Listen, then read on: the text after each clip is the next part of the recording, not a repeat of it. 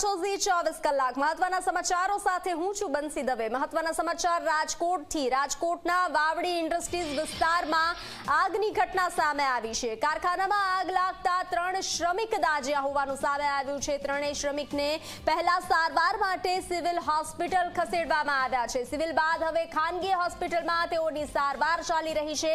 હાલ ત્રણેય શ્રમિકોની હાલત ગંભીર હોવાની માહિતી મળી રહી છે। તો આગની ઘટના કારખાનામાં આગ લાગતા અફરાતફરીનો માહોલ સર્જાયો હતો। 3 શ્રમિક દાઝ્યા હોવાની માહિતી મળી રહી છે। ત્રણેય શ્રમિકોને સારવાર અર્થે સિવિલ હોસ્પિટલમાં ખસેડવામાં આવ્યા હતા। ત્યારબાદ તેને ખાનગી હોસ્પિટલમાં સારવાર માટે લઈ જવામાં આવ્યા છે। ત્રણેય શ્રમિકની હાલત ગંભીર જાણવા મળી રહી છે। તો આગની ઘટના સામે આવી છે। વધુ વિગતો સાથે સંવાદદાતા ગૌરવ જોડાઈ ચૂક્યા છે।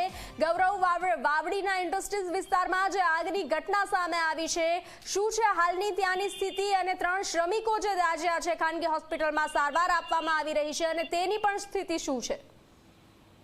બંસી, રાજકોટના વાવડી ઇન્ડસ્ટ્રીઝ વિસ્તારની અંદર મોટા ભાગના જે કારખાનાઓ આવેલા છે ને, આ કારખાનાની અંદર એક યુનિટની અંદર આગ લાગવાની ઘટના મોડી રાતના બની હતી। કારખાનામાં આગ લાગતાની સાથે જ ફાયર બ્રિગેડની ટીમો છે તે દોડી ગઈ હતી, પરંતુ 3 જેટલા શ્રમિકો જે અંદર કામ કરતા હતા તે દાઝ્યા હોવાની વાત સામે આવતાની સાથે જ 108 સહિતની એમ્બ્યુલન્સો પહોંચી હતી અને સિવિલ હોસ્પિટલે તમામ જે શ્રમિકો હતા તેમને ખસેડવામાં આવ્યા હતા।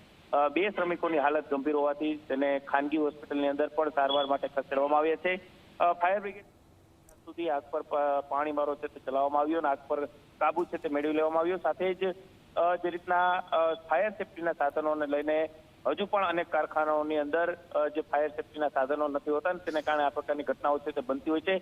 તાજેતરમાં જ થોડા સમય પહેલા ગોપાલ નમકીની અંદર આ જ પ્રકારની ઘટના બની હતી, પરંતુ ત્યાં જે સાવચેતીને કારણે જે તમામ શ્રમિકોનો જીવ છે તે બચી ગયો હતો, પરંતુ આ પ્રકારે ઇન્ડસ્ટ્રી વિસ્તારની અંદર ફાયર સેફટીના સાધનો ખાસ હોવા જરૂરી છે, પરંતુ ક્યાંક ફાયર સેફટીના સાધનો ન હોવાને કારણે આ પ્રકારની ઘટનાઓ છે તે અવારનવાર સામે આવી રહી છે। જી ગૌરવ, જાણકારી સાથે જોડાવા બદલ આભાર।